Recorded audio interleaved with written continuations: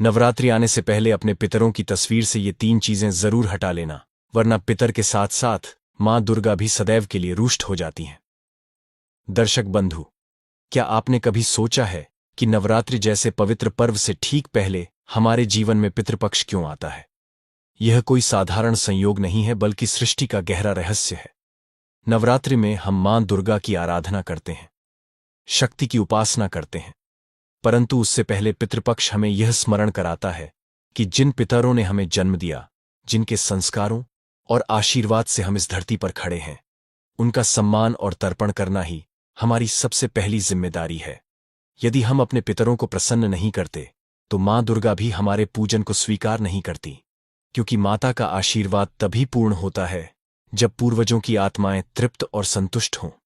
लेकिन क्या आपको पता है कि केवल तर्पण और अन्नदान करना ही काफी नहीं है?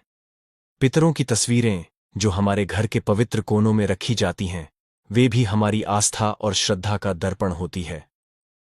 उन तस्वीरों के पास छोटी सी गलती भी हमारे पूरे घर में अशांति और दुख ला सकती है। शास्त्रों में कहा गया है कि यदि पितरों की तस्वीर के पास कुछ विशेष वस्तुएं रख दी जाए तो पितर भी अप्रसन्न हो जाते हैं और उनके साथ साथ मां दुर्गा भी रुष्ट हो जाती है। नवरात्रि से पहले का यह समय बेहद संवेदनशील होता है। एक ओर पितर अपने वंशजों से तृप्ति की आशा रखते हैं, तो दूसरी ओर मां दुर्गा अपने भक्तों की भक्ति का मूल्यांकन करती है। ऐसे में अगर अनजाने में भी हमने अपने पितरों की तस्वीरों के पास गलत वस्तुएं रख दी, तो इसका परिणाम पूरे परिवार को भुगतना पड़ सकता है। घर में कलह बढ़ सकती है, रोग शोक आ सकते हैं, और सबसे बड़ी बात यह कि मां दुर्गा का आशीर्वाद दूर चला जाता है। दर्शक बंधु, आज की इस कथा की शुरुआत इसी गूढ़ रहस्य से होती है। आगे हम विस्तार से जानेंगे कि कौन सी वे 3 चीजें हैं जिन्हें नवरात्रि आने से पहले पितरों की तस्वीर से हटा लेना आवश्यक है, वरना पितर भी दुखी होंगे और मां दुर्गा भी आपके जीवन से अपना आशीर्वाद खींच लेंगी। इसीलिए इस संदेश को अंत तक अवश्य सुनिए, क्योंकि यह केवल परंपरा नहीं, बल्कि आपके पूरे परिवार के भविष्य का प्रश्न है। लेकिन दर्शक बंधु, आगे बढ़ने से पहले आपको एक अत्यंत गंभीर बात बता दूं, जिसे हमारे प्राचीन धर्म ग्रंथ गरुड़ पुराण में स्पष्ट कहा गया है कि कोई भी कथा हो या कोई भी सीख, अगर उसे बीच में छोड़ दिया जाए तो वह केवल ज्ञान से वंचित होना नहीं है, बल्कि वह पाप की श्रेणी में आता है। क्योंकि अधूरी कथा मन में संदेह, भ्रम और अधूरा सत्य छोड़ देती है, और यह अधूरा सत्य कई बार व्यक्ति को गलत दिशा में ले जाता है। पितृपक्ष में भी यही नियम है। यदि हम अपने पितरों की तृप्ति का कार्य अधूरा छोड़ दें, तो वे आत्माएं असंतुष्ट रह जाती हैं और जीवन में बाधाएं बढ़ जाती हैं।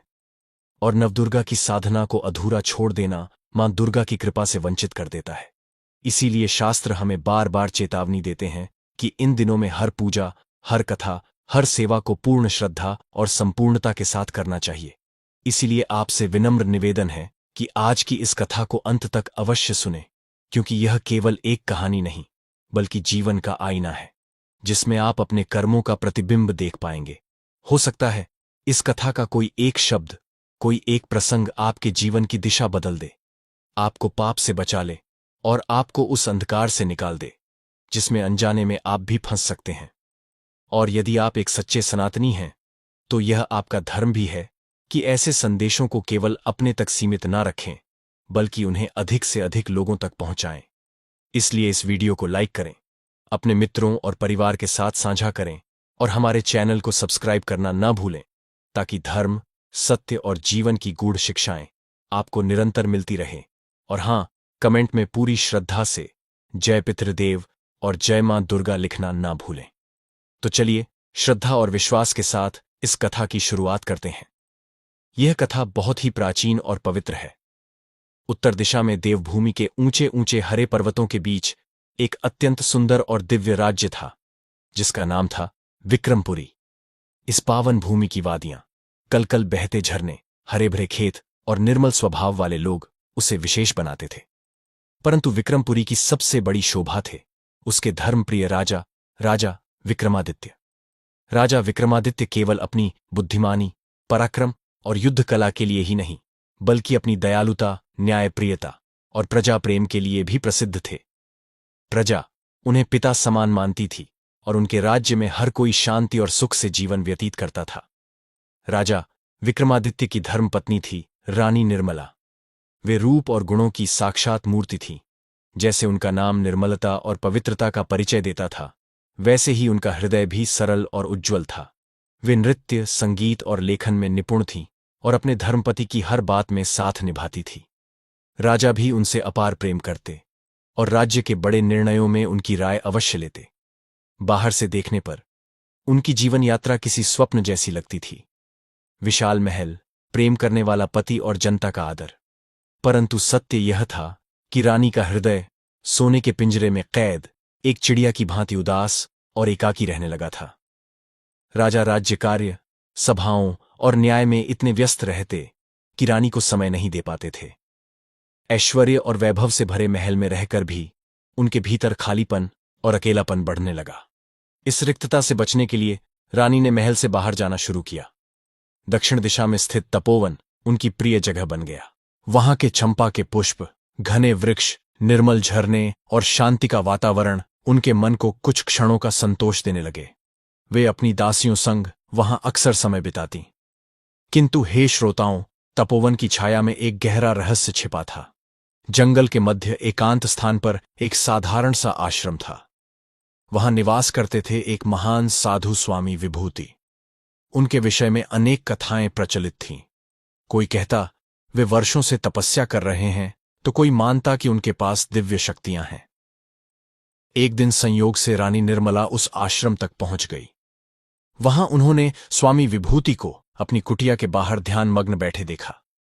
उनकी मुखाकृति तेजमय थी, नेत्रों में गहराई थी और मुख पर दिव्य शांति झलक रही थी। जब उन्होंने नेत्र खोले और रानी की ओर देखा तो उनके चेहरे पर एक हल्की परंतु करुणामयी मुस्कान खिल उठी। साधु की वाणी इतनी मधुर और शांत थी कि रानी निर्मला पहली ही मुलाकात में उनसे प्रभावित हो गई।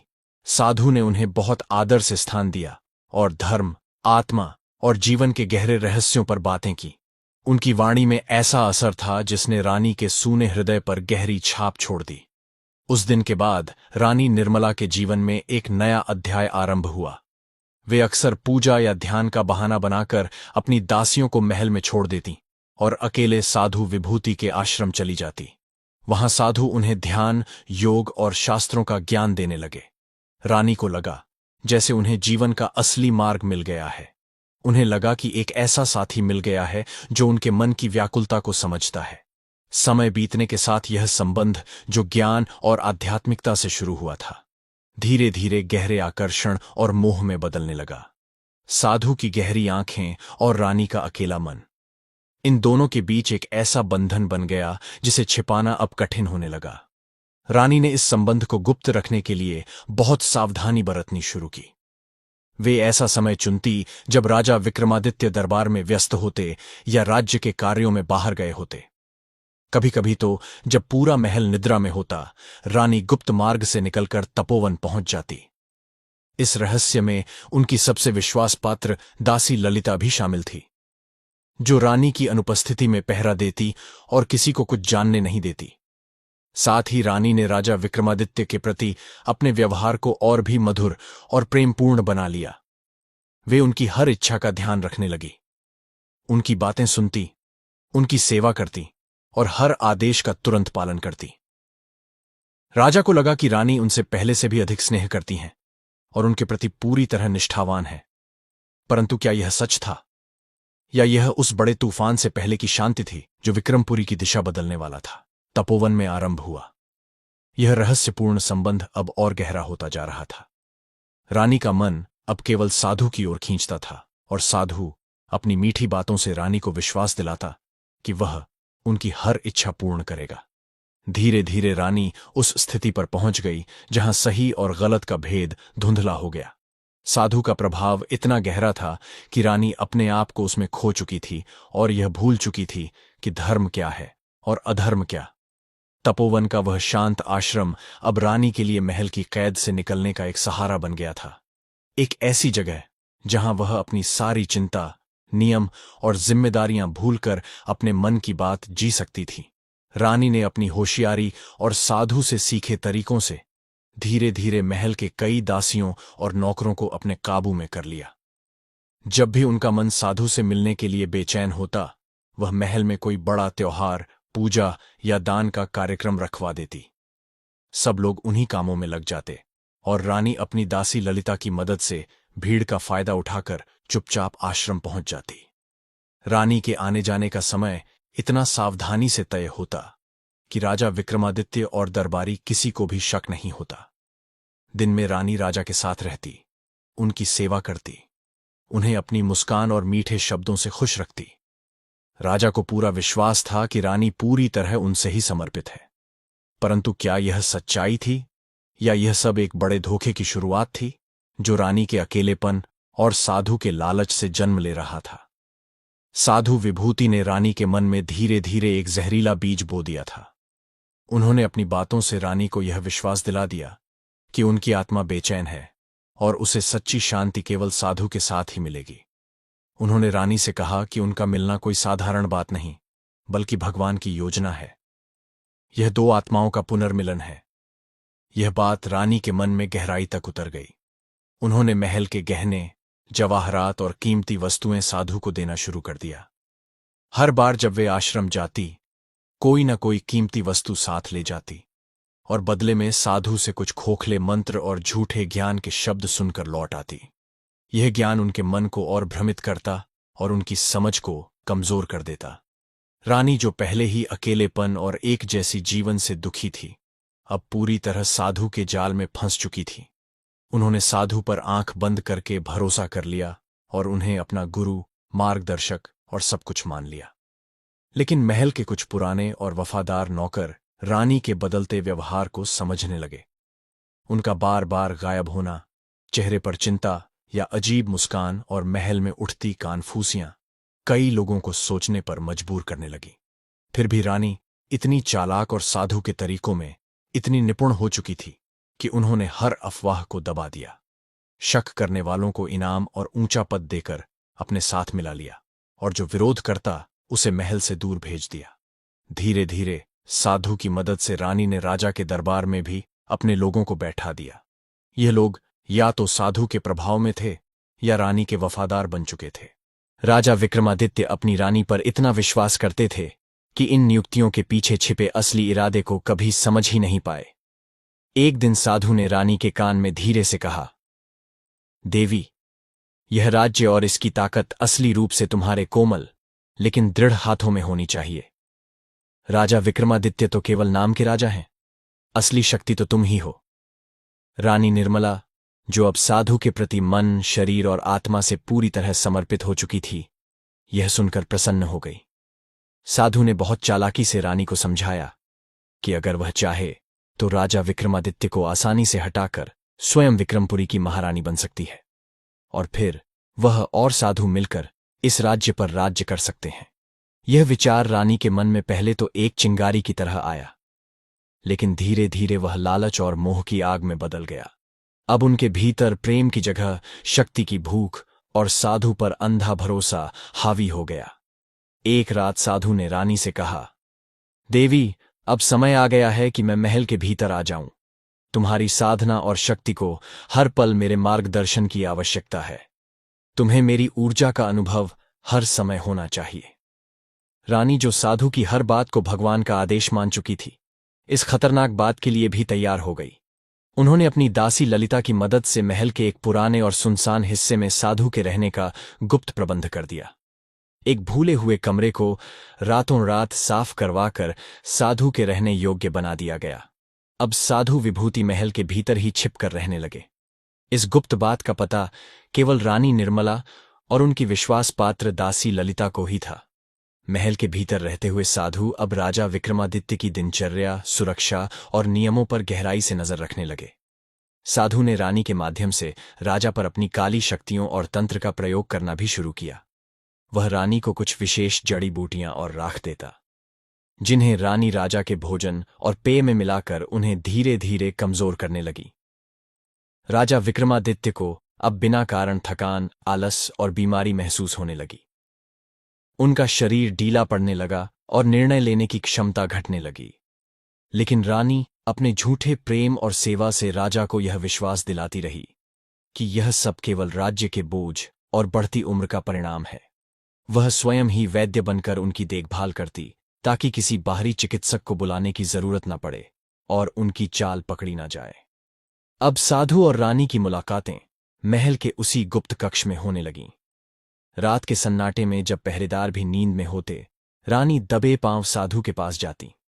वहां वे घंटों बैठकर भविष्य की गुप्त योजनाएं बनाते और उनका रिश्ता और भी गहरा होता जाता। साधु ने रानी से वादा किया कि वह जल्द ही उन्हें ऐसी असीम शक्तियां देंगे जिससे वे न केवल विक्रमपुरी बल्कि आसपास के राज्य की सबसे शक्तिशाली नारी बनेंगी। रानी निर्मला उस मधुर मगर झूठे वादे के जाल में पूरी तरह फंस चुकी थी। अपने उद्देश्य के लिए वह अब किसी भी हद तक जाने को तैयार थी।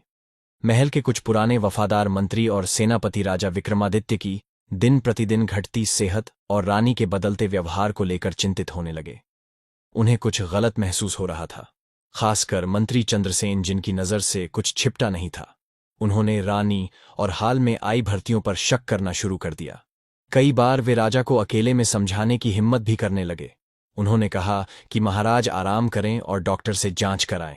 साथ ही उन्होंने छिपकर रानी के बढ़ते प्रभाव की ओर इशारा भी किया। पर रानी निर्मला अपनी चालाकी और महल में फैले जाल से इन सभी कोशिशों को नाकाम कर देती। उन्होंने राजा को कहा कि यह मंत्री उनकी लोकप्रियता से जलते हैं और उन्हें बदनाम करना चाहते हैं। फिर कुछ भरोसेमंद सेवकों और मंत्रियों को झूठे आरोपों में फंसाकर या दूर के इलाकों में भेजकर रास्ते से हटा दिया गया। उनकी जगह रानी ने अपने वफादार लोगों को बड़े पद दे दिए। उन्हें पद और धन का लालच देकर अपने साथ जोड़ लिया गया। एक दिन रानी ने भरे दरबार में एक प्रस्ताव रखा। वह दुख और चिंता का दिखावा करके बोली, महाराज, आप कमजोर पड़ रहे हैं। राजकाज का भारी बोझ आपके स्वास्थ्य पर भारी पड़ रहा है। मेरा निवेदन है कि कुछ समय के लिए महाराज को राज्य के कामों से विश्राम दिया जाए। इस समय मैं उनकी पत्नी होने के नाते सभी योग्य मंत्रियों के मार्गदर्शन में राज्यकाज संभालने को तैयार हूं। राजा विक्रमादित्य, जो अब जड़ी बूटियों के असर से शारीरिक और मानसिक रूप से कमजोर हो चुके थे, सही गलत का फैसला ठीक से नहीं कर पा रहे थे। उन्होंने रानी के प्रस्ताव को तुरंत मान लिया। उन्हें लगा कि रानी उनकी कितनी परवाह कर रही है।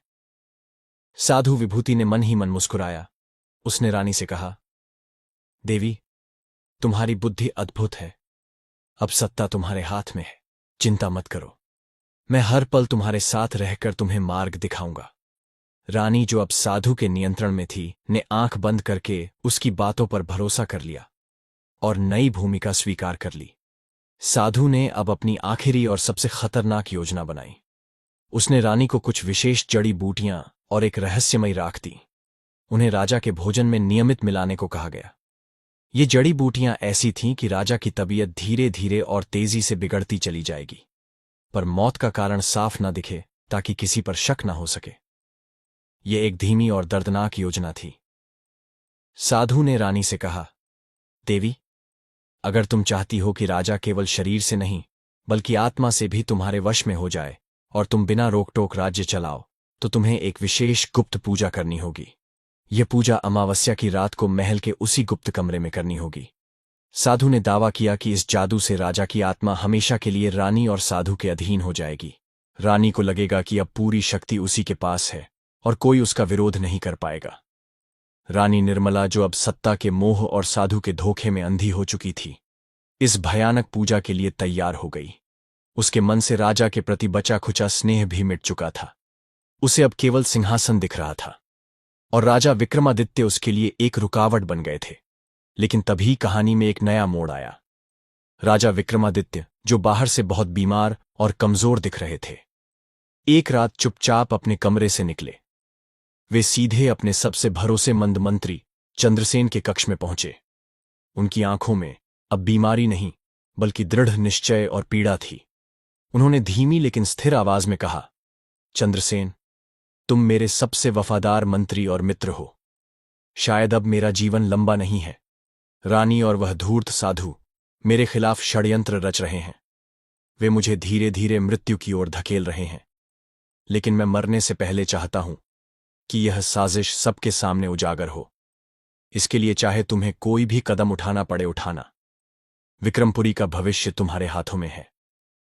राजा ने अपनी आखिरी शक्ति को समेटकर कांपते हाथों से चंद्रसेन को शाही मुड़ थमा दी और आदेश दिया कि वह राज्य को बचाने और गद्दारों को सजा देने के लिए पूरी तरह तैयार हो जाए। चंद्रसेन पहले से ही शक में था। राजा की हालत और बातें सुनकर उसकी आंखों से आंसू बहने लगे, पर उसके मन में अब लोहे जैसा संकल्प था। उसने उसी क्षण ठान लिया कि वह साधु और रानी की इस धोखेबाजी को खत्म करेगा। इधर महल के गुप्त कक्ष में साधु विभूतिन अपनी साजिश को आगे बढ़ा रहा था। उसने रानी से कहा, देवी, अब समय आ गया है कि तुम्हारी निष्ठा और मेरी शक्ति को एक पवित्र बंधन में बांधा जाए। तुम्हारा जीवन अब पूरी तरह मेरा है। हमारे रिश्ते को दुनिया में सही ठहराने और आने वाले समय में राज्य पर अधिकार पाने के लिए एक और गहरा संबंध जरूरी है। रानी, जो साधु की रहस्यमयी बातों और दिखावटी शक्तियों में पूरी तरह फंस चुकी थी, उसकी इस घिनौनी बात के लिए भी राजी हो गई। साधु ने आगे कहा, देवी, तुम्हारा गर्भवती होना हमारी योजना का सबसे बड़ा हिस्सा है। इससे हमारे रिश्ते को दिव्य मान्यता मिलेगी और जो बच्चा जन्म लेगा वह राज्य का उत्तराधिकारी बनेगा। तब तुम न केवल राजा विक्रमादित्य की बची शक्ति को पार कर जाओगी, बल्कि प्रजा की सहानुभूति भी अपने पक्ष में कर लोगी। साधु ने अपनी अधम और अपवित्र शक्तियों का प्रयोग करके रानी की सहमति से रानी को गर्भवती कर दिया। इस पापपूर्ण घटना ने उनके रिश्ते को और गहरा और उलझा दिया। अब रानी को पूरा विश्वास हो गया था कि साधु का बच्चा साधारण नहीं होगा। वह मानने लगी कि यह बच्चा दिव्य शक्तियों से भरा होगा और भविष्य में राजा विक्रमादित्य से भी अधिक ताकतवर और काबिल बनकर विक्रमपुरी का शासक बनेगा। इस षड्यंत्र के पीछे एक बहुत गहरी योजना छिपी थी। रानी और साधु चाहते थे कि राजा विक्रमादित्य को पूरी तरह हटाकर अपने बच्चे को उत्तराधिकारी बनाए और स्वयं पर्दे के पीछे से राज का सुख उठाए। इधर राजा विक्रमादित्य, जो चंद्रसेन के साथ मिलकर धीरे धीरे जवाबी योजना पर काम कर रहे थे, अब भी शारीरिक रूप से कमजोर थे, लेकिन उन्होंने रानी के व्यवहार में बड़ा परिवर्तन देखना शुरू कर दिया।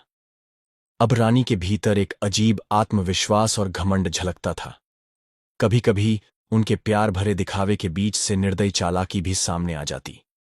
एक दिन राजा ने गुप्त रूप से चंद्रसेन को बुलाया और कहा, चंद्रसेन, मुझे अब विश्वास है कि रानी मुझसे बहुत बड़ा सच छिपा रही है।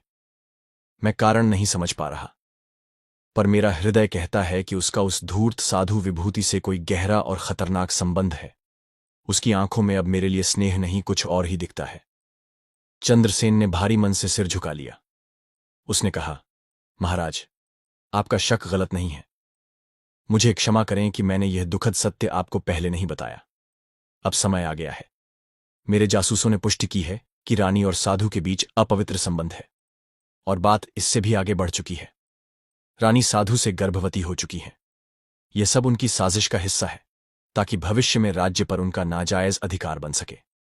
राजा विक्रमादित्य यह सुनकर टूट गए। उन्हें लगा जैसे किसी ने उनके हृदय पर घाव कर दिया हो। धोखे का दर्द असहनीय था। अब वे समझ गए कि उनकी बीमारी और कमजोरी भी इस कुटिल योजना का हिस्सा थी। उनकी हालत इतनी बिगड़ चुकी थी कि वे तुरंत कोई कठोर कदम नहीं उठा सकते थे, लेकिन उनके मन में न्याय और बदले की ज्वाला जल उठी थी। महल की दीवारों के भी कान होते हैं। धीरे धीरे कुछ और वफादार दरबारियों और नौकरों तक भी रानी और साधु की नजदीकियों और राजा की हालत की बातें पहुंचने लगीं। चंद्रसेन ने एक अत्यंत चतुर जासूस को महल में तैनात किया था।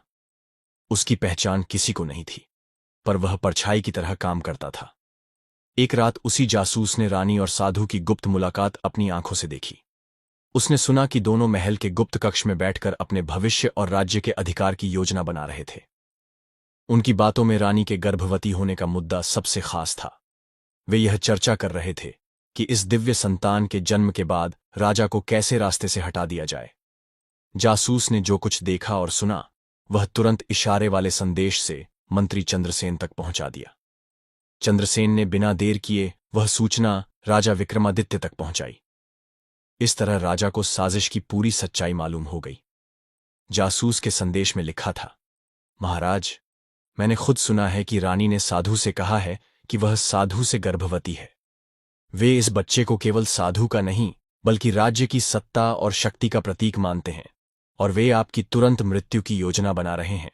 यह सुनकर राजा विक्रमादित्य भीतर से टूट गए। धोखे का बोझ उनके शरीर की पीड़ा से कई गुना भारी था। उनका मन इतना क्षुब्ध हो गया कि वे उस भयानक हालात को सहन नहीं कर पा रहे थे। एक क्षण के लिए उनके मन में यही सवाल उठा, क्या वे इस धोखे के बाद अपनी प्रजा का सामना कर पाएंगे? क्या वे अपने राज्य को उसी प्यार और वफादारी से संभाल पाएंगे जैसा पहले करते थे? फिर उनके भीतर राजधर्म जाग उठा। उनका शक सही साबित हो चुका था। अब उन्हें केवल कदम उठाना था। राजा विक्रमादित्य अब सब कुछ जान चुके थे, अपने राज्य, अपनी प्रजा और अपनी ही पत्नी द्वारा की गई साजिश की गहराई। उन्होंने यह दुखद सत्य अपने मन में छुपा रखा। वे नहीं चाहते थे कि यह खबर समय के पहले प्रजा या महल के अन्य लोगों तक पहुंचे। इससे डर, अविश्वास और अफरा तफरी फैल सकती थी और उसी से साधु और रानी अपनी चाल में कामयाब हो सकते थे। पर राजा अब चुप बैठने वाले नहीं थे। उन्होंने मंत्री चंद्रसेन के साथ मिलकर ऐसा उपाय ढूंढना शुरू किया जो असरदार हो और किसी को पता भी ना चले। वे समझ गए थे कि रानी और साधु की साजिश इतनी पैची और गहरी है कि उसे हराने के लिए अलग तरह की चतुराई और शक्ति अपनानी होगी। चंद्रसेन, जो राजा के सबसे भरोसेमंद सलाहकार और इस मुश्किल घड़ी में उनके सच्चे साथी थे, ने अपनी बुद्धि और अनुभव लगाकर एक योजना बनाई। वह राजा से कहने आए, महाराज, हमारे पास बहुत समय नहीं है। हमें जल्द पर बहुत सावधानी से कदम उठाना होगा। रानी और साधु की चालों और उनके जादू टोने के असर को खत्म करने के लिए हमें उन्हें उनके ही बुने जाल में फंसाना होगा। हमें गुप्त तरीकों से काम करना होगा ताकि वे आत्मानुभूति से हार मान लें। चंद्रसेन ने आगे कहा, महाराज, मेरी योजना यह है कि हम रानी और साधु की छिपी बातें जानने के लिए महल के सबसे होशियार जासूसों को और सक्रिय करें। पर हमें यह सुनिश्चित करना होगा कि रानी और साधु को इस निगरानी का कोई संकेत भी न मिले। हमें उनका आत्मविश्वास चरम पर पहुंचाना होगा और फिर अचानक उसे तोड़ देना होगा। हमें उन्हें यह भरोसा दिलाना होगा कि वे जीत के बिल्कुल पास हैं। राजा विक्रमादित्य ने चंद्रसेन की बात ध्यान से सुनी। उन्होंने चंद्रसेन की गहरी योजना को स्वीकार किया। अब चंद्रसेन ने अपने सबसे भरोसेमंद जासूस को आदेश दिया। उसे कहा गया कि रानी और साधु की हर गतिविधि, हर मुलाकात और हर बातचीत पर नजर रखें और हर छोटी बड़ी सूचना तुरंत चंद्रसेन तक पहुंचाए। उधर साधु विभूति की साजिश और गहरी हो रही थी। रानी निर्मला अब अपने गर्भवती होने की बात साधु से नहीं छिपा रही थी, बल्कि उसे अपनी जीत और सत्ता तक पहुंचने का पवित्र निशान मानने लगी थी। वह साधु के हर आदेश का पालन करती थी। साधु ने उसे और भरोसा दिलाया कि उनका होने वाला बच्चा केवल उनका नहीं, बल्कि इस राज्य का भविष्य है। यह बच्चा भावी सम्राट होगा। वे दोनों मिलकर राज्य पर पूरी तरह से कब्जा करने और राजा विक्रमादित्य को हटाने की योजना बना रहे थे। साधु ने रानी से कहा, देवी, अब चिंता मत करो। तुम्हारा बच्चा इस साम्राज्य का भविष्य है। हम दोनों मिलकर इस राज्य पर बिना किसी रोक के राज करेंगे। राजा विक्रमादित्य को अब इतिहास मानकर भूल जाओ। रानी ने साधु की इन कड़वी बातों पर विश्वास किया। उसने उसे अपने मन का मार्गदर्शक और स्वामी मान लिया। इसी बीच महल के भीतर छिपे जासूस ने, जो हर गतिविधि पर नजर रख रहा था, चंद्रसेन को एक बड़ी सूचना दी। उसने बताया कि पिछली रात रानी और साधु ने गुप्त बैठक की थी। उसमें तय हुआ कि राजा विक्रमादित्य को अगले 3 दिनों में जहर देकर खत्म किया जाएगा। इसके बाद वे राज्य पर अपना पूरा शासन स्थापित करेंगे। जासूस ने यह भी बताया कि रानी ने खुद कहा था कि अगर राजा विक्रमादित्य जिंदा रहे तो वह उनकी शक्ति और होने वाले बच्चे के लिए बड़ी चुनौती बनेंगे, इसलिए उनका अंत जरूरी है। चंद्रसेन ने कांपते हाथों से संदेश पढ़ा और तुरंत राजा को बताया। राजा का चेहरा पीला पड़ गया, लेकिन उनकी आंखों में डर नहीं था, वहां केवल कठोर संकल्प था। उन्होंने कहा, चंद्रसेन, अब पानी सिर से ऊपर जा चुका है। अब और इंतजार नहीं होगा। अब समय आ गया है कि हम उनका सामना करें। हमें पूरी ताकत और बुद्धिमानी से यह करना होगा। उन्हें उनके कर्मों का फल अवश्य मिलेगा। साधु विभूति और रानी निर्मला अब जीत के नशे में थे। उन्हें लगा कि वे पूरी तरह से सफल हो चुके हैं। साधु ने आत्मविश्वास से कहा, देवी, अब राजा विक्रमादित्य को कोई शक्ति नहीं बचा सकती। हम दोनों ही इस राज्य के अगले राजा और रानी होंगे। उनकी योजना अब अंतिम स्तर पर थी। वे राजा विक्रमादित्य को हटाकर अपने अजन्मे बच्चे को नया शासक घोषित करने वाले थे, जबकि असली सत्ता साधु और रानी के हाथों में रहने वाली थी। राजा विक्रमादित्य, जिन्हें बाहरी दुनिया अब लगभग मृत्यु के द्वार पर मान रही थी, उन्होंने मंत्री चंद्रसेन के साथ मिलकर अपनी पूरी शारीरिक और मानसिक शक्ति एकत्र की। उन्होंने ठान लिया कि अब एक अंतिम और निर्णायक कदम उठाना ही होगा। वे भली भांति जानते थे कि यदि इस नाजुक समय पर वे चुप रहे तो न केवल उनका जीवन समाप्त हो जाएगा, बल्कि उनके पूर्वजों द्वारा धर्म पर खड़ा किया गया विक्रमपुरी राज्य भी अन्याय और अधर्म के हाथों चला जाएगा। चंद्रसेन ने गंभीर स्वर में कहा, महाराज, यह साजिश अब पूरी तरह सामने है और अपने अंतिम चरण पर पहुंच चुकी है। यदि इसे इसी क्षण न रोका गया तो राज्य हमारे हाथ से निकल जाएगा और अधर्म की विजय होगी। राजा विक्रमादित्य ने गहरी सांस ली। उनकी आंखों में दृढ़ता और आत्मबल झलकने लगा। उन्होंने कहा, चंद्रसेन, हम इस साजिश और इस अधर्म को हर हाल में समाप्त करेंगे, चाहे इसके लिए मुझे अपने प्राण ही क्यों न देने पड़े। तैयारी करो, अब समय आ गया है धर्म का पासा पलटने का। हे मित्रों, अब कथा उस महामोड़ पर थी जहां सत्य और असत्य का पर्दा उठने वाला था। राजा विक्रमादित्य, जिन्हें प्रजा और महल वाले अब एक कमजोर और बीमार राजा मानने लगे थे, असल में उतने कमजोर थे ही नहीं। यह सब उनकी और चंद्रसेन की एक गहरी सोच समझकर बनाई गई योजना का हिस्सा था। लेकिन इस कथा में एक और रहस्य था, एक ऐसा कड़वा सत्य जिसे जानकर कोई भी स्तब्ध रह जाए। असल में उस दुष्ट साधु ने राजा को केवल औषधियों से ही नहीं, बल्कि घृणित जादू और सम्मोहन से भी कमजोर किया था।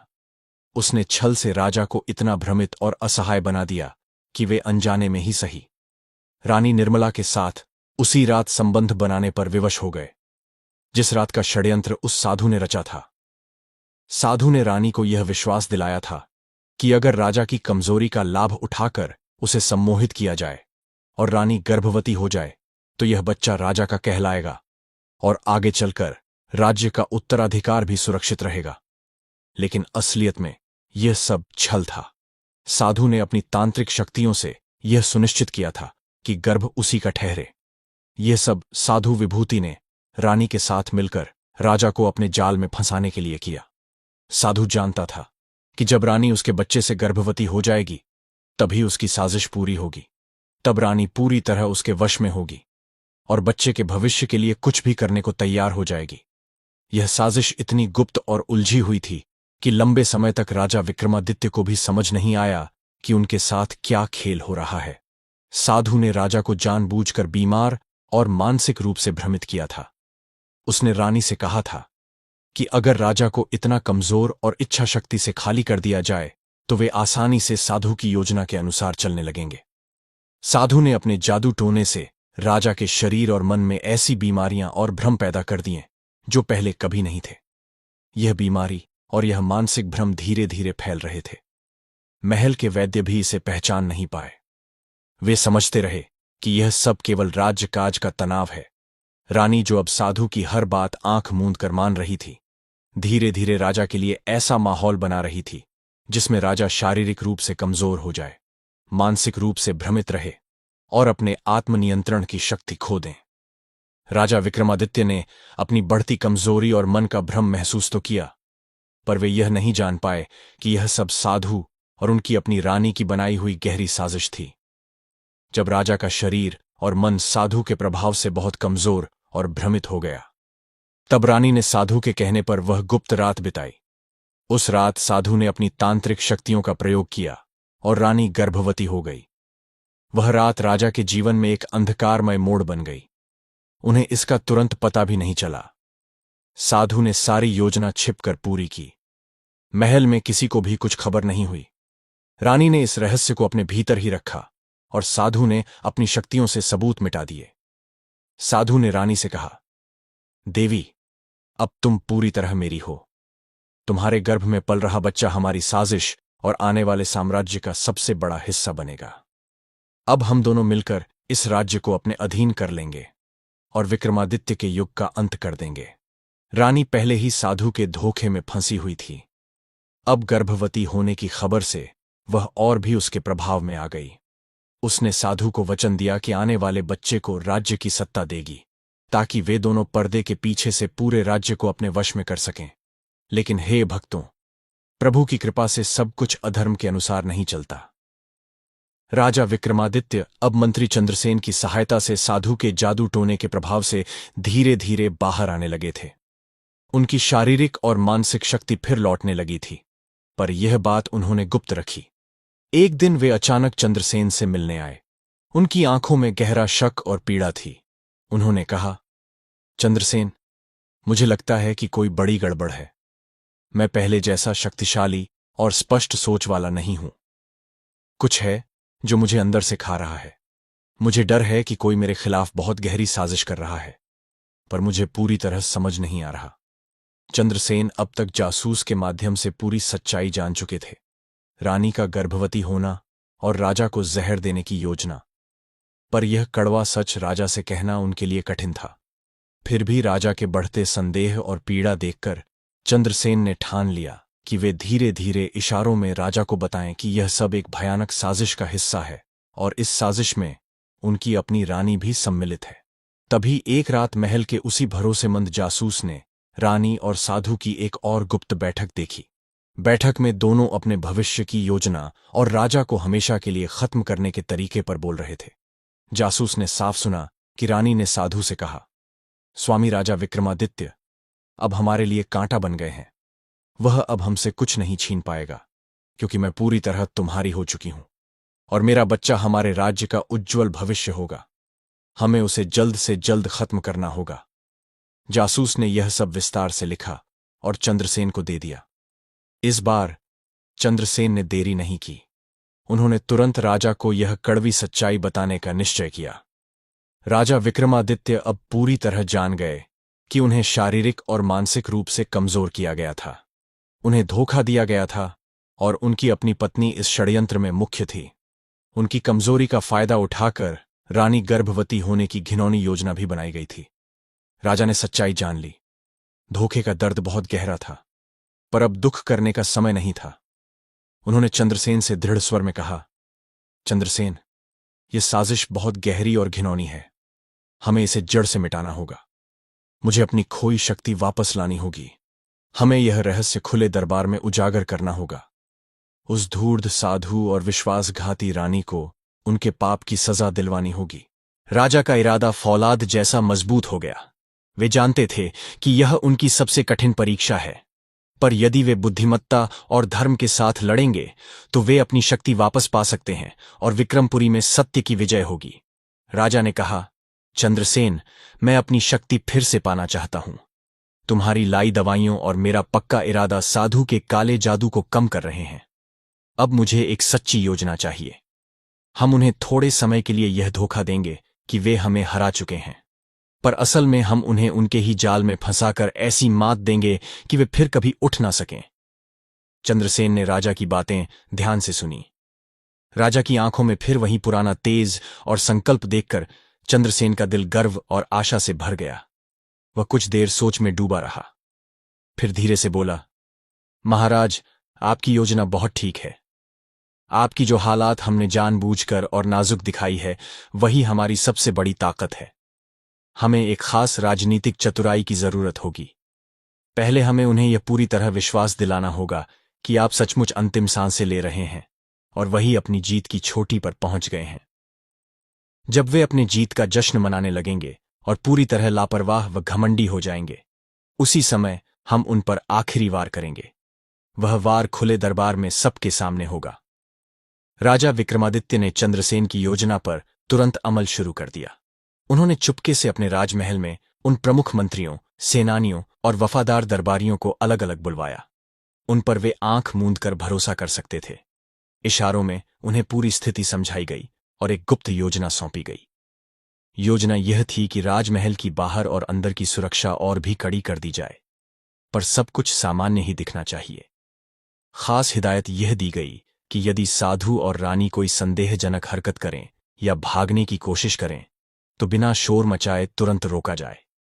साथ ही चंद्रसेन ने धीरे धीरे पूरे राज्य में एक अफवाह फैलवाई कि महाराज की हालत बहुत गंभीर है। कहा जाने लगा कि अब उनका ठीक होना मुश्किल है और उनका अंतिम समय नजदीक है। इस खबर ने राज्य में चिंता की लहर फैला दी। यह खबर रानी और साधु तक भी पहुंची। वे अब और भी निश्चिंत हो गए। उन्हें लगा कि उनकी जीत पक्की है। राजा विक्रमादित्य ने यह चाल बड़ा सोच समझकर चली थी। उन्होंने जानबूझकर अपनी हालत पहले से भी अधिक नाजुक दिखाई, ताकि रानी और साधु पूरी तरह आश्वस्त हो जाएं कि अब विरोध का कोई रास्ता नहीं बचा। साधु विभूति और रानी निर्मला अब अपने लक्ष्य के बहुत नजदीक महसूस करने लगे। रानी, जो गर्भवती होने के बाद राजा से दूर हो चुकी थी, अब पूरी तरह साधु के निर्देशों पर चल रही थी। वह अपनी सारी ताकत साधु के साथ मिलकर राज्य पर कब्जा करने की अंतिम तैयारी में लगा रही थी। साधु ने रानी से कहा, देवी, देखा तुमने, हमारी दिव्य शक्तियों के आगे राजा टिक ना सका। अब सब कुछ हमारी मुट्ठी में है। राजा विक्रमादित्य की यह कमजोरी हमारे लिए सुनहरा मौका है। अगले 2 दिनों में सब खत्म हो जाएगा। रानी ने साधु के साथ मिलकर राजा के खिलाफ अपनी अंतिम साजिशें और तेज कर दीं। वे दोनों पक्के विश्वास में थे कि राजा अब पूरी तरह शक्तिहीन हो गए हैं। उनका अंत नजदीक था और अब उन्हें कोई नहीं रोक सकेगा। पर वे नहीं जानते थे कि राजा विक्रमादित्य ने अपनी पूरी चेतना और शक्ति छिपा रखी थी। चंद्रसेन की मदद से और कुछ विशेष जड़ी बूटियों के सहारे राजा ने गुप्त योग और मानसिक अभ्यास से अपनी खोई हुई ताकत वापस पाना शुरू कर दिया था। चंद्रसेन ने बताया था कि साधु के जादू टोने का उद्देश्य राजा की जीवन शक्ति को धीरे धीरे समाप्त करना था। पर राजा ने एक प्राचीन सिद्ध योगी से जो शिक्षा ली थी, उससे उसने एक पवित्र सुरक्षा कवच और मानसिक उपाय अपना लिया था। यह उपाय साधु के घटिया जादू से कहीं अधिक शक्तिशाली और पवित्र था।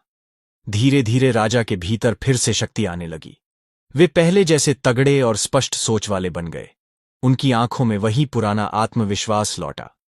वे फिर एक महान योद्धा और न्यायप्रिय राजा समझने लगे। अब वे अपनी अंतिम निर्णायक योजना लागू करने को पूरी तरह तैयार थे। तीसरे दिन राजा विक्रमादित्य ने अचानक एक विशेष सभा बुलवाई। इस सभा में राज्य के सभी प्रमुख मंत्री, सैनिक नायक, गणमान्य नागरिक, दरबारी और कुछ पड़ोसी राज्यों के दूत भी मौजूद थे, जिन्हें चंद्रसेन ने गुप्त बुलाया था। रानी निर्मला और साधु विभूति को भी विशेष रूप से बुलाया गया था। रानी और साधु बड़ी आत्मविश्वास से सभा में आए। उन्हें लगा कि अब राजा कुछ अंतिम इच्छा या उत्तराधिकार की घोषणा करेंगे। वे यह नहीं समझ पा रहे थे कि जो कल तक मृत्यु के बिस्तर पर था, वह आज इतना स्वस्थ और तेज कैसे दिख रहा है। राजा अपने सिंहासन पर पूर्ण शान और तेज के साथ बैठे। सभा की कार्यवाही शुरू हुई। कुछ समय सामान्य चर्चा हुई। फिर अचानक राजा उठे। पूरा दरबार सन्न हो गया। राजा ने गंभीर और निर्विकल्प आवाज में कहा, मेरे प्रिय दरबारियों, विक्रमपुरी की वफादार प्रजा और उपस्थित मेहमानों, आज मैं आप सबको एक बहुत ही महत्वपूर्ण और कड़वा सच बताने आया हूं। पिछले कुछ समय से आप मेरी बिगड़ती सेहत के लिए चिंतित थे। मैं आपको बताना चाहता हूं कि मैंने अपनी कमजोरी और बीमारी जानबूझकर दिखाई थी। यह सब मेरी और मेरे भरोसेमंद मंत्री चंद्रसेन की एक गहरी योजना का हिस्सा था। हमने यह इसलिए किया ताकि पर्दे के पीछे छिपे उन गद्दारों और धोखेबाजों की चाल का पर्दाफाश कर सकें, जिन्होंने न केवल मुझे बल्कि पूरे राज्य और सिंहासन को धोखा दिया है। यह सुनकर पूरी सभा स्तब्ध रह गई। रानी निर्मला और साधु विभूति के पैर तले जमीन खिसक गई। उनके चेहरे का रंग उड़ गया। राजा ने फिर दरबार में अपनी पूरी योजना का खुलासा किया। उन्होंने रानी और साधु के गुप्त संबंध का, रानी को गर्भवती करने की साजिश का और राजा को धीरे धीरे झड़ देकर मारने के उनके अंतिम षड्यंत्र का एक एक परत खोलकर सबूतों सहित सामने रखा। चंद्रसेन ने भी जासूसों द्वारा प्राप्त पत्र, गुप्त संदेश और साधु की दी हुई जहरीली जड़ी बूटियों के नमूने दरबार में प्रस्तुत किए। यह देखकर अब रानी निर्मला और साधु विभूति की आंखों में केवल भय और हार का आतंक था। उनके सारे सपने और साजिशें एक ही पल में राख हो गए। वे ना भाग सकते थे, ना बच सकते थे। राजा विक्रमादित्य ने तुरंत सैनिकों को आदेश दिया, इन अधर्मियों को अभी गिरफ्तार करो। साधु ने अपनी बची हुई तांत्रिक शक्ति से भागने की कोशिश की, लेकिन चंद्रसेन के वफादार और प्रशिक्षित सैनिकों ने उसे दबोच लिया। रानी निर्मला शर्म और डर से कांपती हुई वहीं बेहोश होकर गिर पड़ी। अब साधु और रानी की सारी साजिश नाकाम हो चुकी थी। सभी दरबारी और प्रजा मन ही मन राजा विक्रमादित्य की अद्भुत बुद्धि, धैर्य और साहस की प्रशंसा करने लगे। उन्होंने समझ लिया कि राजा ने न केवल अपनी जान बचाई, बल्कि अपनी असाधारण शक्ति और प्रभु पर विश्वास से पूरे विक्रमपुरी राज्य को एक भयंकर संकट से मुक्त कर दिया। राजा विक्रमादित्य ने भरे दरबार में गंभीर स्वर में कहा, मैंने कभी सपने में भी नहीं सोचा था कि मेरी अपनी रानी, जिससे मैंने इतना प्रेम किया, और एक पाखंडी साधु मेरे और मेरे राज्य के खिलाफ इतने बड़े षड्यंत्र का हिस्सा बनेंगे। लेकिन अब समय है कि हम अपने राज्य की सुरक्षा और धर्म की रक्षा को और मजबूत करें। हमें यह प्रण करना होगा कि ऐसे धोखेबाज और अधर्मी लोग फिर कभी हमारे राज्य में प्रवेश न कर सकें, और यदि सिर उठाएं तो तुरंत कुचल दिए जाए। राजा की यह घोषणा और साजिश का पर्दाफाश सुनकर पूरा दरबार और राज्य स्तब्ध रह गया। साधु विभूति और रानी देविका, जिन्हें अब कठोर सजा का भय था, महल की जेल में पछतावे और घबराहट की आग में जल रहे थे। साधु ने कई बार जेल से भागने की कोशिश की, लेकिन चंद्रसेन और सैनिकों की कड़ी निगरानी ने उसे असफल कर दिया। रानी निर्मला जब होश में आई तो उसने चुपचाप अपने अपराधों का बोझ महसूस किया। अब उसे पूरा एहसास हो चुका था कि उसके कर्मों का हिसाब उसे राजा और प्रजा के सामने देना ही होगा। कुछ दिनों बाद राजा विक्रमादित्य ने एक विशेष न्याय सभा का आयोजन किया। उन्होंने साधु और रानी दोनों को सभा में लाने का आदेश दिया। जब दोनों अपराधी दरबार में आए तो राजा ने कठोर स्वर में साधु की ओर देखते हुए कहा, विभूति, तुमने धर्म का वस्त्र पहनकर अधर्म किया है। तुम्हारी घिनौनी साजिशें न केवल मेरे जीवन के खिलाफ थीं, बल्कि इस पवित्र राज्य की मर्यादा, धर्म और इज्जत के भी खिलाफ थी। तुमने अपने ज्ञान और शक्तियों का गलत प्रयोग किया। तुमने मुझे, मेरी प्रजा को और सबसे बढ़कर ईश्वर को धोखा दिया। अब तुम्हें अपने हर पाप की कीमत चुकानी होगी। राजा ने आदेश दिया कि साधु विभूति की सारी तांत्रिक शक्तियां छीन ली जाएं और उसे राज्य से दूर किसी सुनसान वन में जीवन भर के लिए भेज दिया जाए। वहां वह न तो किसी को नुकसान पहुंचा सके और न अपनी शक्तियों का गलत प्रयोग कर सके। उसे केवल जीवित रहने लायक भोजन और वस्त्र दिए जाए। फिर राजा ने रानी निर्मला की ओर देखा। उन्होंने आदेश दिया कि रानी को महल के ही एक हिस्से में जीवन भर कैद रखा जाए, पर शायद पुराने प्रेम या उसके गर्भ में पल रहे मासूम बच्चे के कारण उन्होंने उसकी सजा कुछ हल्की कर दी। राजा ने कहा कि रानी को अपने अपराधों के लिए राजा और प्रजा से सार्वजनिक क्षमा मांगनी होगी। रानी गहरे पछतावे और शर्म से कांपती हुई घुटनों के बल बैठी और बोली, महाराज पूज्य पतिदेव, मैंने आपकी उदारता और प्रेम की अनदेखी की। मैं उस धूर्त साधु के झूठे मोहजाल में हंसकर विवेकहीन हो गई। मैंने आपके और इस पवित्र राज्य के विरुद्ध अक्षम्य साजिश रच डाली। अब मैं समझ चुकी हूं कि यह मेरे जीवन की सबसे भयानक भूल थी। मुझ अभागिन पर दया कीजिए। कृपा करके मुझे प्रायश्चित करने और सुधारने का एक अवसर दीजिए। राजा विक्रमादित्य, जो अब और भी समझदार, धैर्यवान और परिपक्व हो चुके थे, उन्होंने रानी को पूरी तरह माफ तो नहीं किया, पर उसकी सजा बदल दी।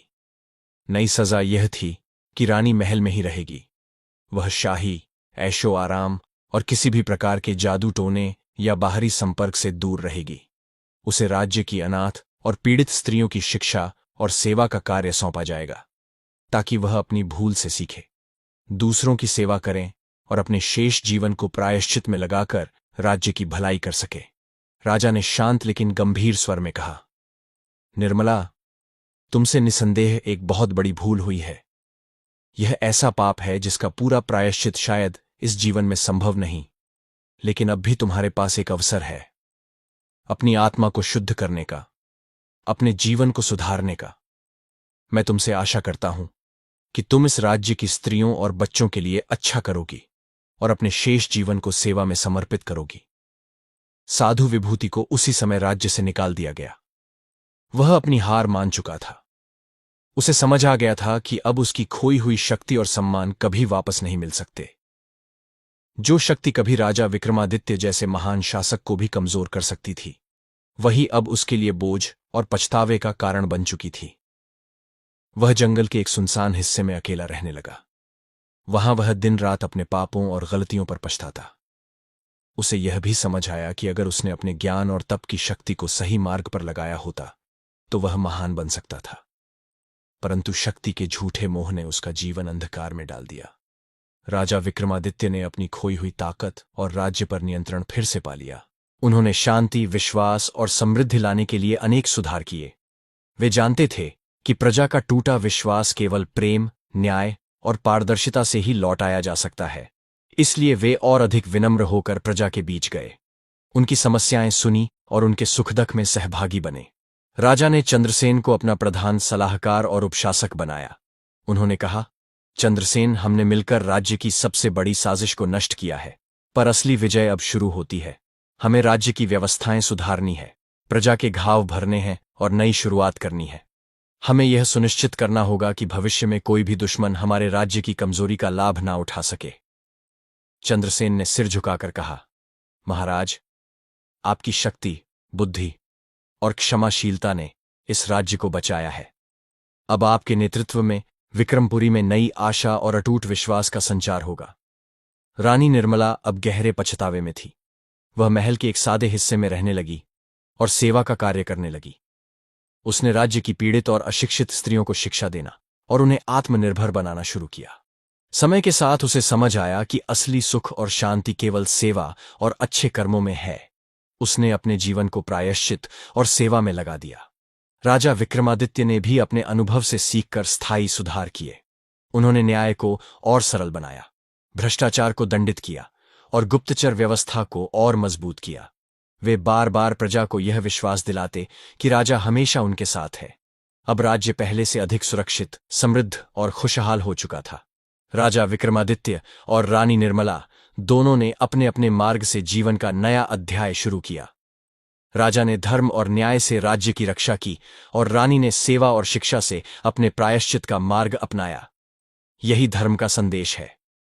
अधर्म चाहे कितना भी गहरा हो, अंत में सत्य, सेवा और प्रायश्चित ही आत्मा को शांति और राज्य को समृद्धि देते हैं।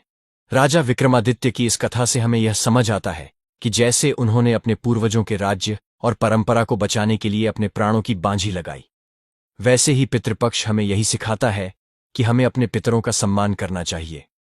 उनके नाम से दान, पुण्य और सेवा करनी चाहिए, ताकि उनके आशीर्वाद से हमारा जीवन और परिवार सुरक्षित और सुखमय बना रहे। यह भी स्पष्ट होता है कि चाहे अधर्म कितना भी बड़ा क्यों ना हो, अंत में धर्म और सत्य की ही विजय होती है। साधु और रानी की चालाकियों का अंत हुआ और विक्रमादित्य विजय हुए। नवरात्रि भी हमें यही संदेश देती है कि मां दुर्गा की पूजा और उनकी शक्ति का स्मरण करने से हम हर संकट और अंधकार को मिटा सकते हैं। जब आत्मबल और विश्वास जागृत होता है तो अधर्म कभी जीत नहीं सकता। और सबसे गहरी सीख ये है कि गलती चाहे कितनी भी बड़ी क्यों ना हो, अगर सच्चे मन से प्रायश्चित किया जाए और जीवन को सेवा और भलाई में लगाया जाए तो नया मार्ग मिल सकता है। जैसे रानी ने अंत में अपने अपराधों का पश्चाताप किया और सेवा का रास्ता चुना, वैसे ही पितृपक्ष हमें क्षमा मांगने का अवसर देता है और नवरात्रि हमें नई शुरुआत करने की प्रेरणा देती है। यही सच्चे जीवन का मार्ग है, धर्म, सेवा और प्रायश्चित। दर्शक बंधु, यह कथा अभी यहीं खत्म नहीं होती।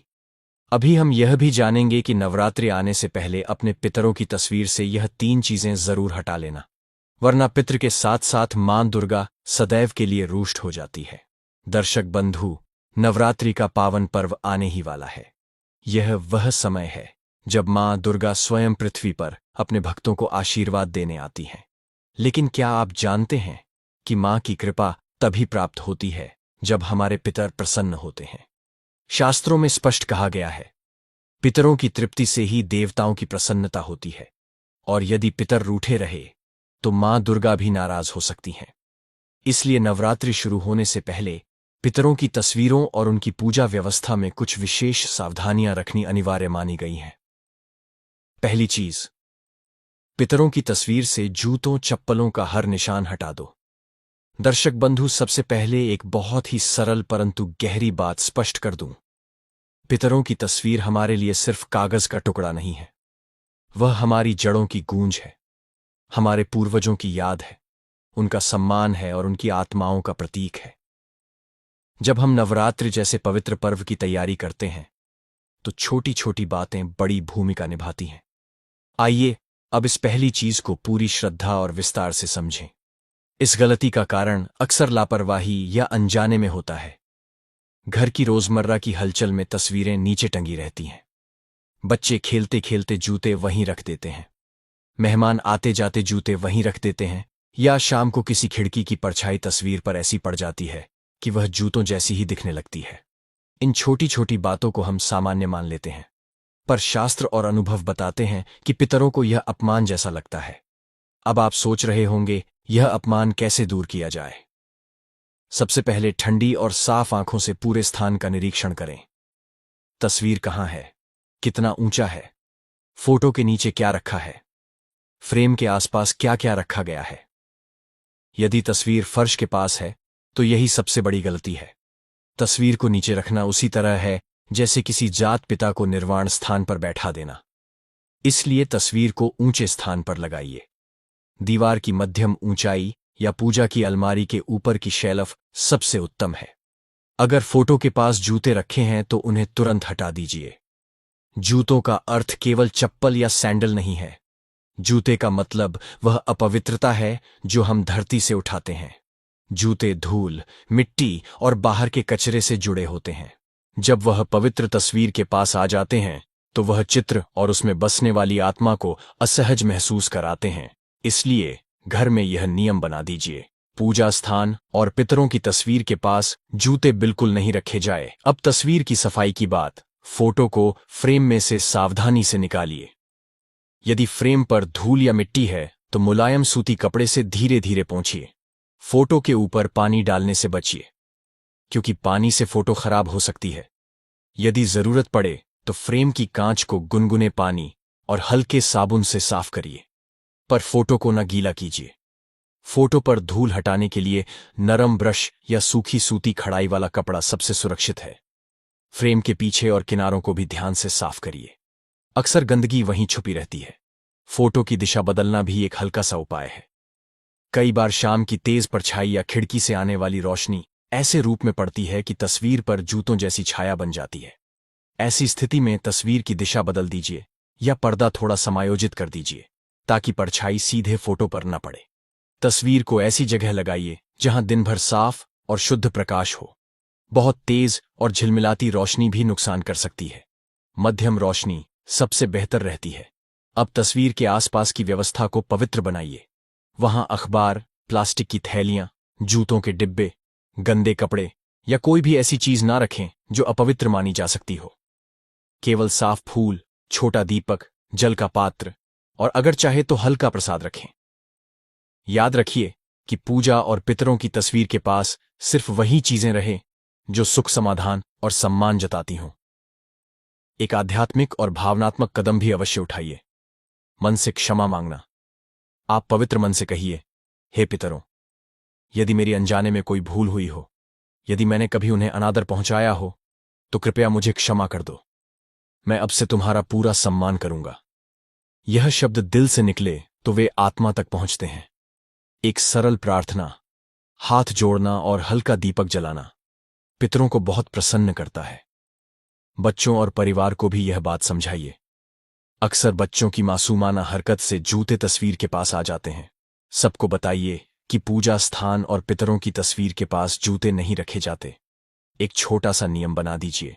घर में जूतों का रैक पूजा स्थान से कम कुछ कदम दूर हो। अगर जगह की कमी है तो जूतों के लिए एक डिब्बा या दरवाजे के पास एक छोटा स्टूल रख दीजिए जहां जूतों को रखा जा सके, पर वह तस्वीर से दूर रहे। यदि आप पाएं कि तस्वीर पर लंबे समय से चिन्ह पड़े रहे हैं, जैसे कि पैरों की छाप या बहुत गहरी धूल, तो उसके पीछे एक नरम सा सुरक्षा कपड़ा रखकर फोटो को ढक दीजिए। कुछ लोग पवित्र लाल कपड़ा, साफ सूती कपड़ा या चंदन का छोटा टुकड़ा फोटो के फ्रेम के चारों ओर बांध कर रखते हैं। यह न केवल सम्मान का प्रतीक है, बल्कि एक तरह की सुरक्षा भी बन जाती है। अब एक छोटी सी कथा सुनिए जो आपकी श्रद्धा को और गहरा कर देगी। एक गांव का परिवार था जिसमें रोज रोज लड़ाई झगड़ा चलता रहता था। नवरात्रि के पहले एक बुजुर्ग ने देखा कि परिवार की पितरों की तस्वीर दीवार पर नीचे टंगी है और बच्चे वहीं जूते रखते थे। बुजुर्ग ने सबको समझाया, तस्वीर को ऊपर लगाओ, जूते हटा दो और सुनिश्चित करो कि तस्वीर के सामने केवल दीपक और फूल रहे। परिवार ने भक्ति से वही किया। अगले वर्ष घर में शांति आई, खेतों में फसल अच्छी हुई और रिश्तों में प्यार बढ़ गया। यह कहानी केवल घटना नहीं, यह संदेश है, छोटी सावधानियां बड़े चमत्कार ला सकती हैं। अब कुछ व्यावहारिक सुझाव जो आप आज ही कर सकते हैं। एक तस्वीर को उठाइए और उसे हल्के कपड़े में लपेट कर रख दीजिए। 2 फ्रेम की कांच और किनारों को साफ कीजिए। 3 फोटो को दीवार की मध्यम ऊंचाई पर टांग दीजिए, कम से कम पैरों की ऊंचाई से ऊपर। 4 तस्वीर के आसपास से सारे जूते, डिब्बे और गंदगी हटा दीजिए। 5 एक छोटा दीपक जलाइए और मन से एक क्षमा याचना करिए। 6 बच्चों को नियम समझाइए और घर में एक निर्धारित जूता क्षेत्र बनाइए जो पूजा स्थान से दूरी पर हो। दर्शक बंधु, यह काम करना मुश्किल नहीं है, पर इसका असर गहरा है। जब आप यह छोटे छोटे कदम श्रद्धा के साथ उठाते हैं तो पितर तृप्त होते हैं, उनकी आत्मा शांति पाती है और उनका आशीर्वाद आपके परिवार पर बरसने लगता है। नवरात्रि के पावन अवसर पर जब मां दुर्गा का आगमन होता है, तब वही घर तैयार होते हैं जहां पहले पितरों का सम्मान किया गया हो।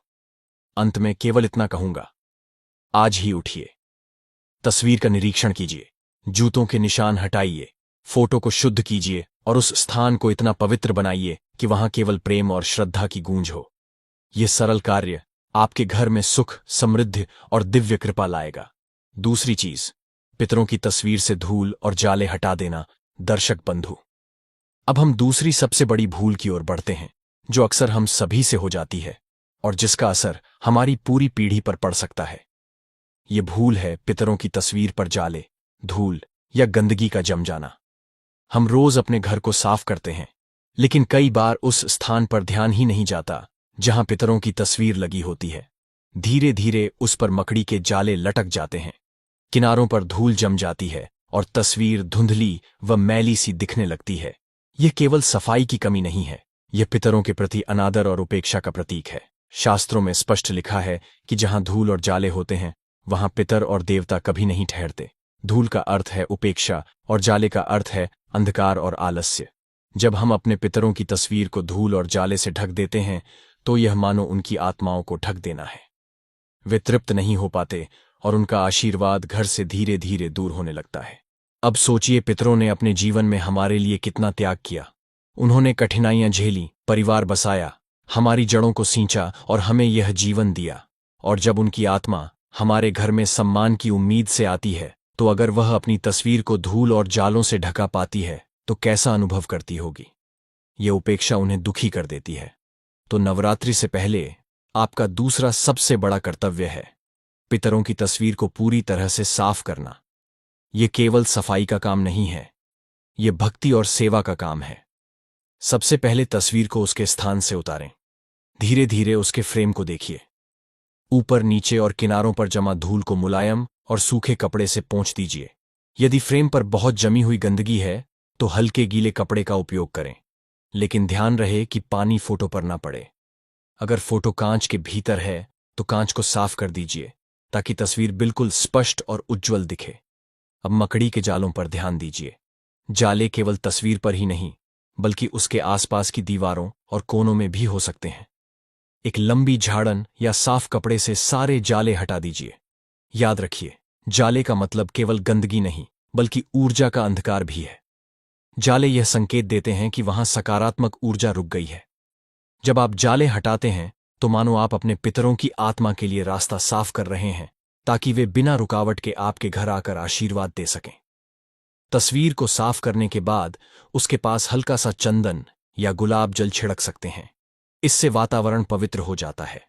तस्वीर के सामने ताजे फूल अर्पित करें। दीपक जलाइए और पितरों से मन ही मन प्रार्थना कीजिए, हे पितरों, यदि अब तक मैंने आपकी तस्वीर की उपेक्षा की है तो मुझे क्षमा करें। आज मैं श्रद्धा से इसे शुद्ध कर रहा हूं।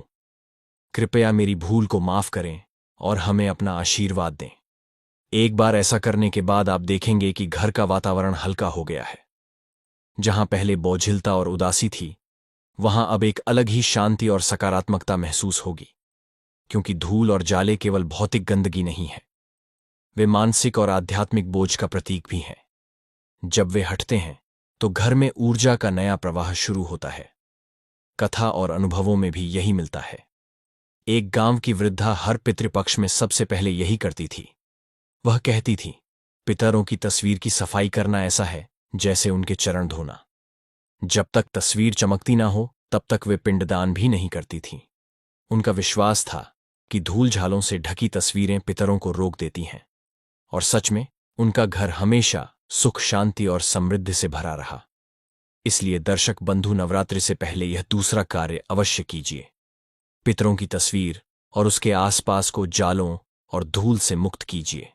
वहां केवल पवित्रता, ताजगी और भक्ति होनी चाहिए। याद रखिए, पितर तभी प्रसन्न होंगे जब उनकी तस्वीर उज्ज्वल और स्वच्छ होगी, और जब पितर प्रसन्न होंगे तो मां दुर्गा भी प्रसन्न होकर आपके घर में पधारेंगे और आपके जीवन में सुख, शांति और समृद्धि भर देंगी। तीसरी चीज, पितरों की तस्वीर के पास से अशुभ और अपवित्र वस्तुएं हटा दो। दर्शक बंधु, अब हम तीसरी और सबसे गूढ़ गलती पर आते हैं। यह गलती अक्सर हमारे अनजाने में होती है, पर इसका असर बहुत गहरा और दीर्घकालिक होता है। यह है पितरों की तस्वीर के पास अपवित्र, नकारात्मक या अशुभ वस्तुओं का रखा होना। हम सभी जानते हैं कि पितरों की तस्वीर को घर में पवित्र स्थान पर रखना चाहिए, लेकिन रोजमर्रा की भागदौड़ में अनजाने में उस स्थान पर ऐसी वस्तुएं रख दी जाती हैं जो वहां कभी नहीं होनी चाहिए, जैसे शराब की बोतलें, मांसाहारी भोजन, गंदे या मैले कपड़े, टूटी फूटी चीजें, अपवित्र बर्तन या यहां तक कि बेकार का सामान। कई बार परिवार वाले ध्यान ही नहीं देते और वही स्थान स्टोर रूम जैसा बन जाता है। शास्त्रों और पुराणों में कहा गया है कि जहां अपवित्र वस्तुएं हों वहां ना पितर आते हैं और ना देवता। यदि पितरों की तस्वीर के पास अशुभ वस्तु रखी हो तो यह उनके लिए अनादर का प्रतीक बन जाता है। वे वहां ठहरते नहीं, उनका आशीर्वाद नहीं मिलता, और धीरे धीरे घर में दरिद्रता, रोग और कलह का माहौल पनपने लगता है। अब सोचिए, अगर हम अपने पूर्वजों का आशीर्वाद चाहते हैं तो क्या हम उन्हें ऐसे स्थान पर बैठा सकते हैं जहां गंदगी, शराब या अशुद्ध वस्तुएं हों? जैसे हम किसी सम्मानित अतिथि को गंदे कमरे में नहीं बैठा सकते, वैसे ही पितरों की आत्मा को भी अशुद्ध वातावरण में नहीं बुलाया जा सकता। तो नवरात्रि आने से पहले आपका तीसरा कर्तव्य है पितरों की तस्वीर के आसपास से सारी अपवित्र और अशुभ वस्तुएं हटा देना। सबसे पहले चारों ओर ध्यान से देखिए। क्या तस्वीर के पास या नीचे गंदे कपड़े रखे हैं? उन्हें तुरंत हटा दीजिए। क्या वहां टूटी हुई मूर्तियां या फटे पुराने वस्त्र पड़े हैं? उन्हें अलग कर दीजिए। क्या वहां शराब, मांस या तंबाकू जैसी वस्तुएं पड़ी हैं? उन्हें तुरंत उस स्थान से दूर कर दीजिए। अब तस्वीर के पास केवल शुद्ध और पवित्र वस्तुएं रखें, जैसे ताजे फूल, अक्षत, चावल, जल से भरा तांबे या चांदी का पात्र, तुलसी पत्र, दीपक या धूप बत्ती। ध्यान रखिए कि यह भी हमेशा ताजे और साफ होने चाहिए। मुरझाए हुए फूल या बासी प्रसाद भी पितरों को स्वीकार्य नहीं होते। अगर आप चाह तो वहां एक छोटा सा पीला या सफेद कपड़ा बिछा सकते हैं और उसके ऊपर तस्वीर रख सकते हैं। यह पवित्रता का संकेत है और पितरों को यह अर्पण बहुत प्रिय होता है। अब मानसिक और आध्यात्मिक तैयारी की बात। तस्वीर के पास बैठकर एक क्षण के लिए आंखें बंद कीजिए और मन से कहिए, हे पितरों, यदि मेरी भूल से आपके पास अशुभ वस्तुएं रखी रहीं तो मुझे क्षमा करें। अब मैं आपके लिए यह स्थान पूरी तरह शुद्ध कर रहा हूं। कृपया प्रसन्न होकर हमें अपना आशीर्वाद दें और हमारे घर में शांति और सुख बनाए रखें। यह छोटा सा भाव ही पितरों की आत्मा को तृप्त कर देता है। शुद्ध स्थान पर दीपक जलाने से वातावरण पवित्र हो जाता है और पितरों की कृपा तुरंत उतरती है। कथा और अनुभवों में भी यही मिलता है। एक गांव के पंडित जी हमेशा कहते थे, यदि तस्वीर के पास शराब या मांस रखा है तो यह पितरों का नहीं, राक्षसी शक्तियों का आह्वान है। उन्होंने अपने जीवन में कई बार देखा कि जिन घरों में यह गलती रहती थी वहां निरंतर क्लेश और संकट बने रहते थे। लेकिन जैसे ही घर वालों ने तस्वीर को साफ किया और पास से अपवित्र वस्तुएं हटा दी, वहां का वातावरण बदल गया। घर में शांति और बरकत लौट आई। दर्शक बंधु, यह तीसरी चीज साधारण नहीं है। यह आपके पूरे घर की ऊर्जा को बदल देती है। अगर तस्वीर के पास नकारात्मक और अपवित्र वस्तुएं होंगी तो पितर दूर चले जाएंगे और उनके साथ मां दुर्गा भी नाराज हो जाएंगे। लेकिन यदि आप यह भूल सुधार लें और उस स्थान को पूरी तरह शुद्ध कर दें तो पितर तृप्त होकर आएंगे और मां दुर्गा स्वयं आपके घर पधारेंगे। तो नवरात्रि से पहले यह तीसरा कार्य अवश्य कीजिए। पितरों की तस्वीर से जुड़ी हर अशुभ और अपवित्र वस्तु को हटाइए। उस स्थान को पवित्र बनाइए और फिर देखिए कैसे आपके घर में शांति, सुख और समृद्धि की वर्षा होगी। दर्शक बंधु, अब आपने देख लिया कि नवरात्रि से पहले पितरों की तस्वीर से कौन सी 3 चीजें हटा देना आवश्यक है। पहली तस्वीर के पास जूतों, चप्पलों का कोई भी निशान या छाया ना रहे। दूसरी तस्वीर और उसके आसपास से धूल और जाले पूरी तरह साफ कर दिए जाए। और तीसरी, उस स्थान से हर तरह की अपवित्र और अशुभ वस्तुएं हटा दी जाए। यह 3 छोटे से काम आपके जीवन में बहुत बड़े बदलाव ला सकते हैं। जब पितर प्रसन्न होते हैं तो उनका आशीर्वाद हर संकट को मिटा देता है, और जब पितरों की आत्मा तृप्त होती है तब मां दुर्गा स्वयं आपके घर में प्रवेश करती हैं और सुख समृद्धि का वरदान देती है। इसलिए प्रिय दर्शकों, आज ही इन 3 बातों का पालन कीजिए, अपने पितरों को सम्मान दीजिए और मां दुर्गा की कृपा को अपने जीवन में आमंत्रित कीजिए। और अंत में आप सबसे एक निवेदन है, यदि आपको यह कथा और संदेश अच्छा लगा हो तो हमारे अपने चैनल को सब्सक्राइब करना बिल्कुल ना भूलें। धन्यवाद। जय श्री राम।